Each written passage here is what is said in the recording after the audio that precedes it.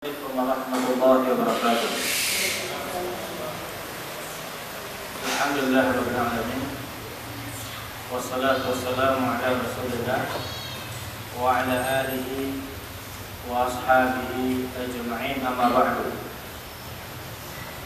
Kita lanjutkan bacaan hadis Rasulullah sallallahu alaihi wasallam.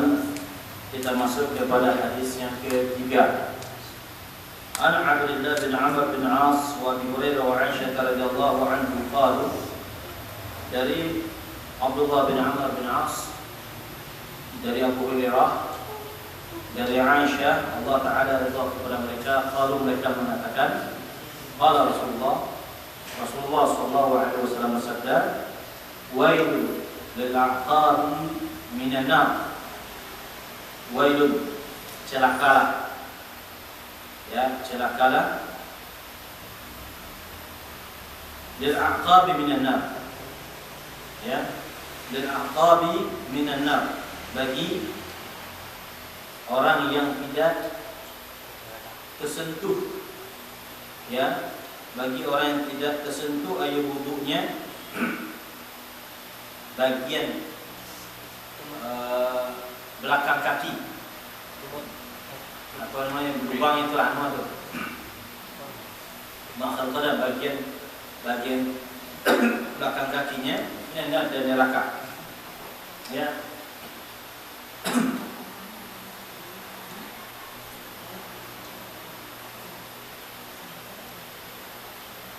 Baik.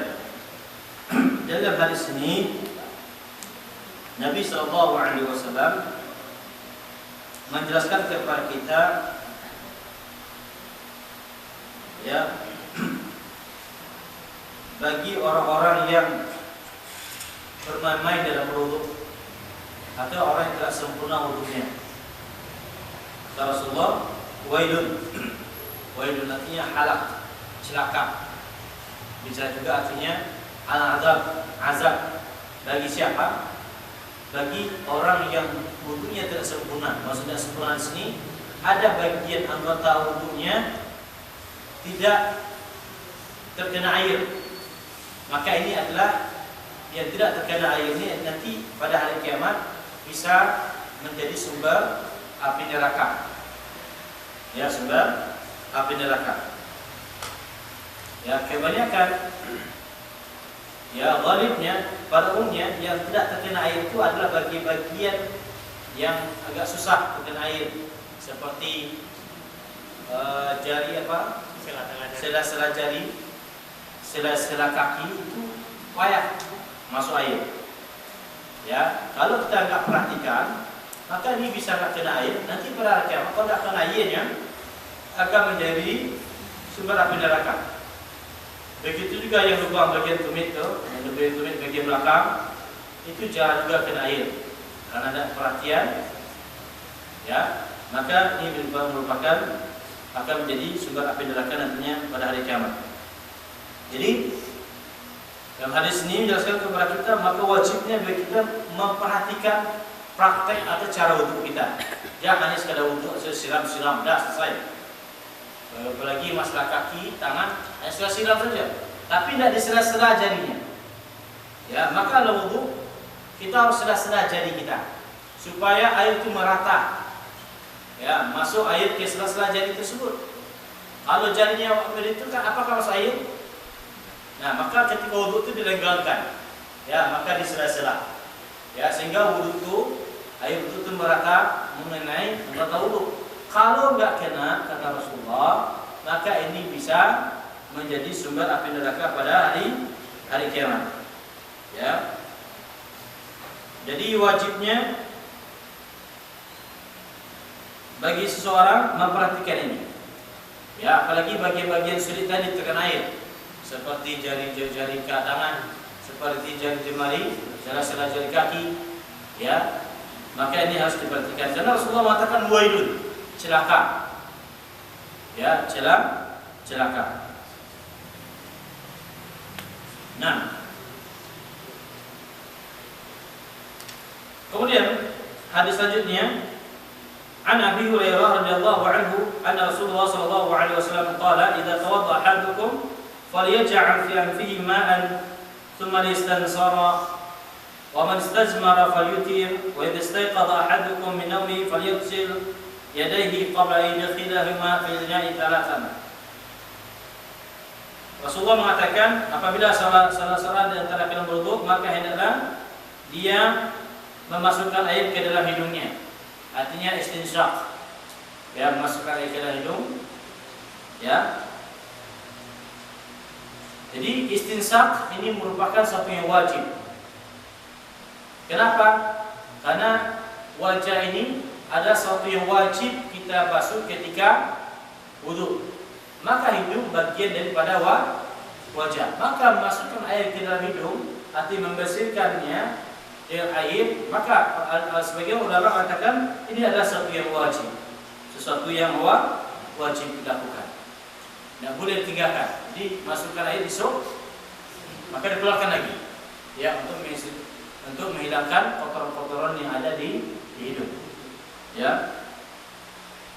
Wa man istajmara falyutir. Barang siapa yang istijmar ini dia membersihkan kotoran dengan menggunakan batu, maka harus witir. Witirnya apa artinya? Ganjil. Ya, kalau enggak ada, misalnya apabila kita habis cebok, habis buang air ketik atau buang air besar, enggak ada air digunakan untuk suci, maka boleh kita gunakan batu. Ya, boleh kita gunakan batu, maka harus ganjil 3, tak boleh kurang. Kalau tak cukup 3, 5. Tak cukup 5, 7. Yang jelas dia ganjil. Ya, maka sungguhnya Allah Subhanahu wa taala menyukai sesuatu yang ganjil. Innallaha witir wa yuhibbul itra. Sungguhnya Allah itu ganjil dan menyukai sesuatu yang ganjil. Ya. Itu poin yang kedua sampai Rasulullah. Poin ketiga, wa idza sayqadha ahadukum min nawmi falyaj'al yadayhi qabla an yadkhilahuma fil ina' thalathan. Ya, poin ketiga sampai Rasulullah, apabila seorang bangun dan tidur, maka hendaklah dia membasuh tangannya sebelum dia memasukkannya ke dalam bejana. Ya. Dalam hadis lain dikatakan fa inna la yadri, karena sungguhnya dia tidak tahu di mana tadi malam tangan itu tidur. Jadi kalau bangun, sebelum awak masukkan tangan awak ke dalam bejana, dalam gayung, ke dalam ember, maka terlebih dahulu awak cuci tangan awak berapa kali? 3 kali. Ya, basuh tangan awak 3 kali. Ya, alasannya kenapa? Karena kita tidak tahu tadi malam itu ketika awak tidur, tangan awak itu kemana ini? Apa yang dipegang kita tidak tahu. Ya, maka disunahkan bagi kita untuk membasuhnya, mencucinya. Ya. Ada seseorang pada zaman Rasulullah, dia hendak membantah Rasulullah. Membantah sudah diakhirnya, ya Rasulullah, tadi malam aku tahu kemana aku tidur. Di mana aku tadi kecilnya. Tujuannya apa? Untuk meremehkan sunnah Rasulullah. Ya, maka pada saat dia tidur pada hari selanjutnya, tahu-tahu tangannya itu tadi telah masuk ke dalam lubang duburnya sebanyak 1 zirah. Naudzubillah. Ini kenapa Allah hukum langsung? Kenapa Allah hukum? Karena dia meremehkan sunnah Rasulullah. Jadi membasuh tangan setelah bangun tidur itu hukumnya sunnah, tidak wajib. Hukumnya sunnah. Ya.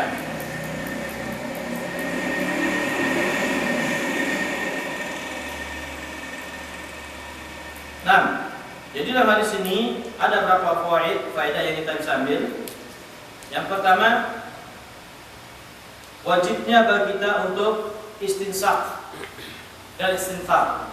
Istinsak ini artinya memasukkan air ke dalam hidung, ya, memasuk hidung, kemudian mengeluarkan lagi. Nah, maka mengeluarkan itu disebut dengan istinfar. Ya. Kemudian bahwasanya hidung itu bagian daripada wajah. Ya. Maka wajah ketika berwudu maka hukum membasuhnya adalah wajib, maka mencuci hidung juga wajib hukumnya. Sebagaimana Allah Subhanahu wa taala katakan dalam Al-Qur'an, "Faghsilu wujuhakum", basuhlah wajah kalian. Ya. Kemudian ketiga, disyariatkannya witir, ganjil untuk beristinja dengan menggunakan batu dan sejenisnya. Ya, witir. Artinya 3, 5, 7 dan tidak boleh kurang daripada 3. Ya.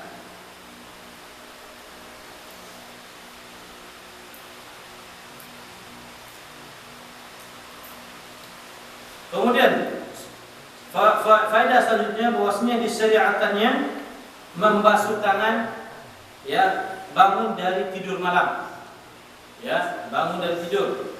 Ya, disunahkan membasuh tangan bangun daripada tidur. Kemudian wajibnya berwudu dan tidur. Karena ya tidur itu bisa membatalkan wudu. Bagaimana keadaannya? Tidur berbaring atau tidur dalam keadaan duduk itu bisa membatalkan wudu. Maka ini perlu diperhatikan bagi bapak-bapak nih. Sering bapak-bapak salat Jumat dia duduk tertidur. Ya, maka wajib berwudu. Karena tidur itu bisa membatalkan wudu. Ya, meskipun tidurnya ya namanya tidur, tidak tahu sekali yang lain. Tak tahu apa yang terjadi sekelilingnya, maka ini tidur. Ya, maka wajib bagi dia untuk berwudu kembali. Nah, kemudian larangan memasukkan tangan ke dalam ember, ke dalam ember, gayung dan sebagainya sebelum dicuci. Ya, jadi sebelum kita masukkan tangan ke dalam ember atau gayung, maka hendaklah kita cuci dulu tangan. Ya. Jadi di sini indahnya Islam. Ya, Islam mencintai kebersihan. Ya, apapun perkara ya kita mau makan, ya maka hendaklah kita cuci. Kita basuh kedua tangan kita.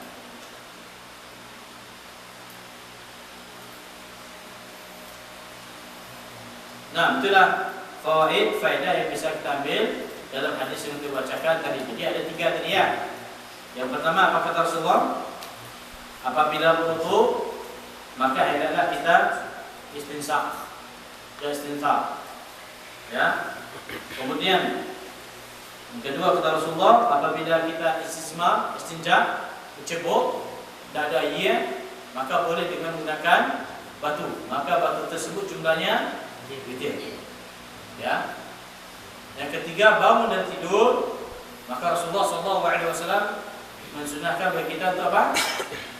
Untuk membasuh kedua tangan kita setelah bangun daripada tidur.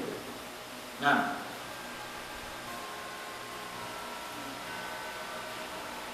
baik. Kemudian hadis yang terakhir, ya hadis yang kelima, kata Rasulullah SAW dalam hadis yang diriwayatkan oleh Abu Hurairah, la yabulanna ahadukum fil ma'i daim alladhi yajri thumma yaghtasilu fihi.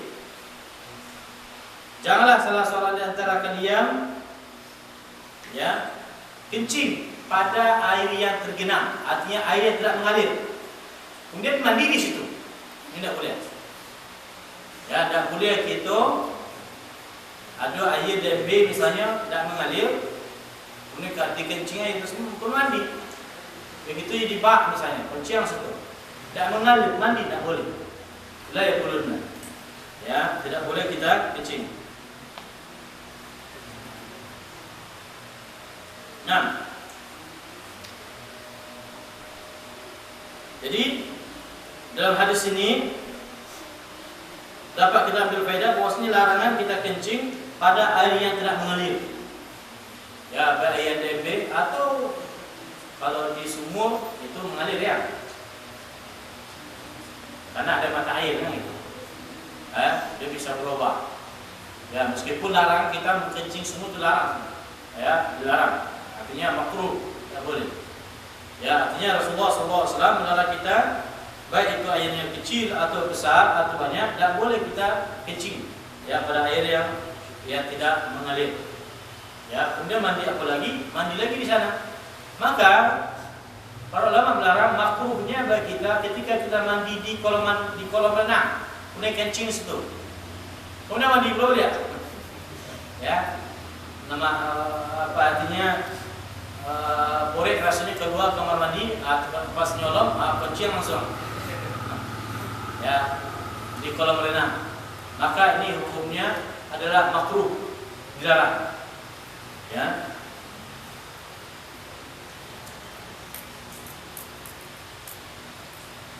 Baik.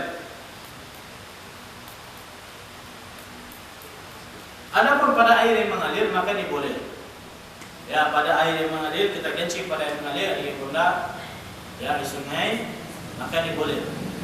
Ya, meskipun kita kencing atau buang air apa, buang air besar di sungai misalnya di batang senama, ya kita orang buang air besar di atas jati, kemudian awak bersuci, boleh, ya boleh. Nah. Baik, Allah Ta'ala bisawab. Nah, sebelum kita tutup ada pertanyaan, silakan. Nah, Assalamualaikum warahmatullahi wabarakatuh. Salam. Yang mau saya tanyakan ada dua, Pak. Nah, Satu, pertama, pas di beruduk itu yang saya tahu kalau beruduk pas tangan itu nggak boleh dari atas ke bawah, harus dari atas ke sini. Terus yang satunya lagi, kalau selesai berwudhu itu disengaja maupun tidak, walaupun disengaja atau tidak disengaja, tidak boleh terpegang kemaluan, itu menyebabkan wudhu batal amal dan ibadah. nah, masalah mencuci tangan, membasuhkan ketika wudhu, apakah dicuci dari atas atau dari bawah, itu tidak ada penjelasan. Ya, tidak ada penjelasan dari Rasulullah. Ya, bagaimana cara mensuci tangan? Apakah boleh dari jari dulu ke siku atau dari siku ke jari? Itu tidak ada penjelasan Rasulullah. Yang jelas kita disuruh untuk membasuh tangan. Ya, membasuh tangan. Jadi tidak ada ketentuan khusus. Ya harus dimulai dari bawah dulu, tidak ada. Atau di atas dah. Yang jelas kita disuci, apakah kita siram dari bawah atau di atas, maka ini dua-duanya boleh. Ya, dua-duanya boleh. Kemudian menyentuh kemaluan, menyentuh biduni haid, ya tanpa ada pembatas. Maka ini para ulama, sebagai ulama mengatakan ini batal. Maka batasnya langsung disentuh. Tapi menyentuh di balik kain, maka ini terbatal. Ya, maka ini tidak batal. Tapi kalau menyentuhnya dengan sengaja dan menimbulkan syahwat sehingga menyebabkan keluarnya sesuatu dari kemaluannya, maka ini bisa batal. Ya, ini bisa batal. Nah, Allah Ta'ala bisa.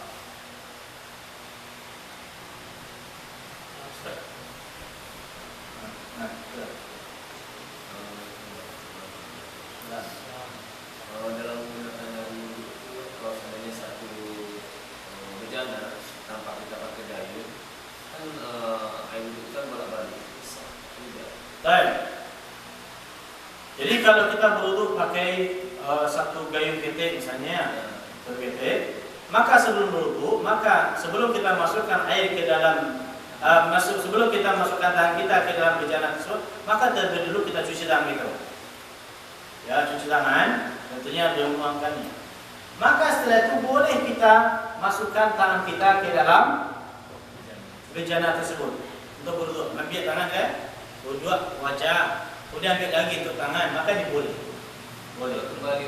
Kembali lagi boleh, karena air yang kita gunakan wudhu itu statusnya dia masih suci. Ya, statusnya masih suci. Maka sebagian orang ada mengatakan itu kan air musta'mal.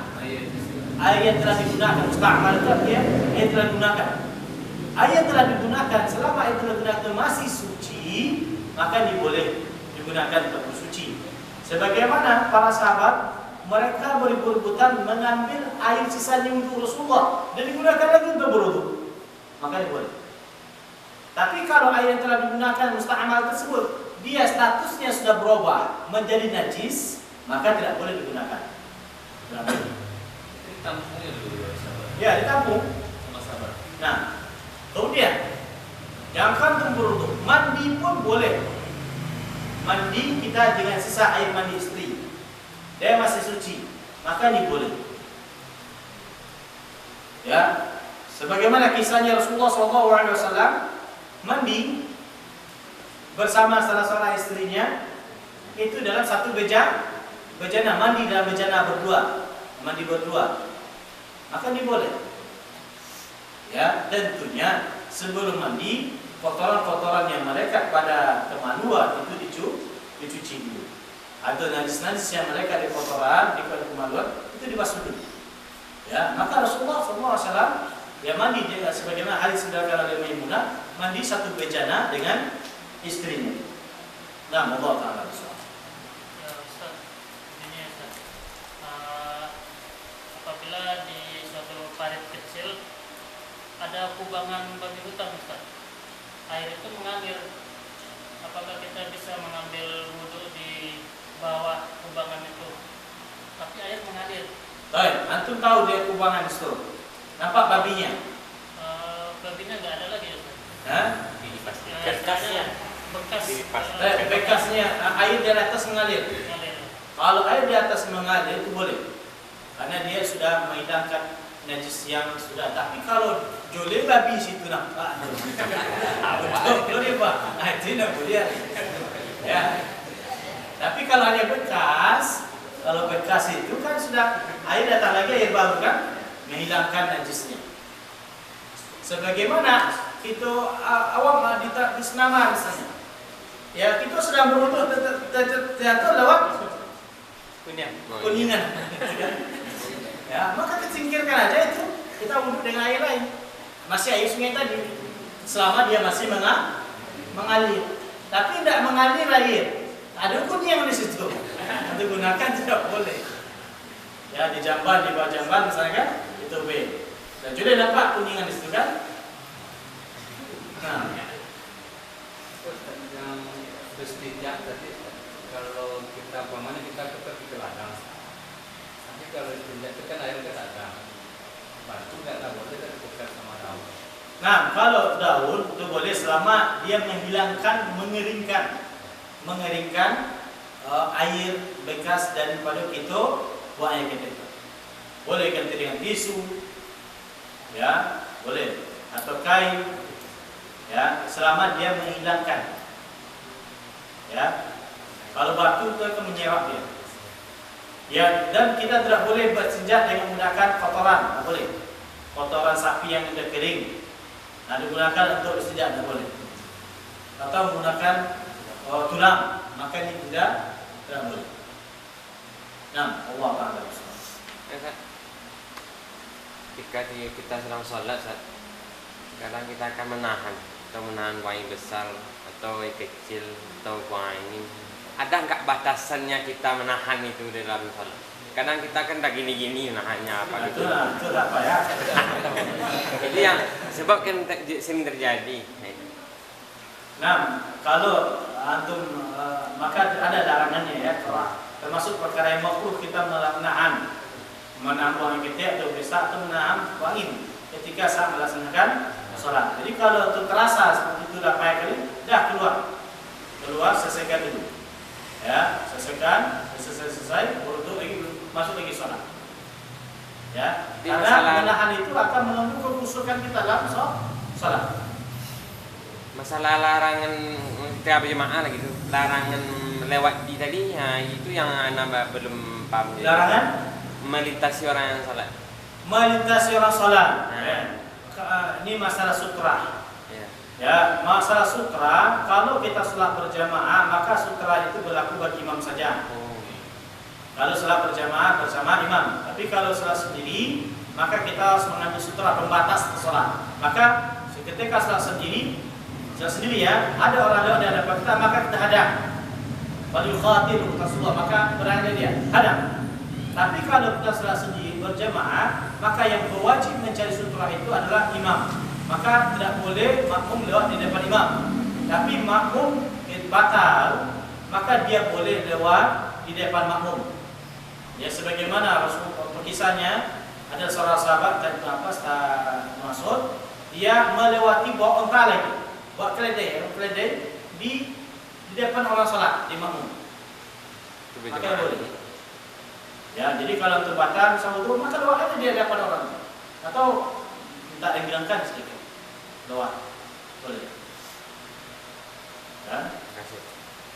Tapi kalau dia salat sendiri, tidak boleh terlewat di depan dia.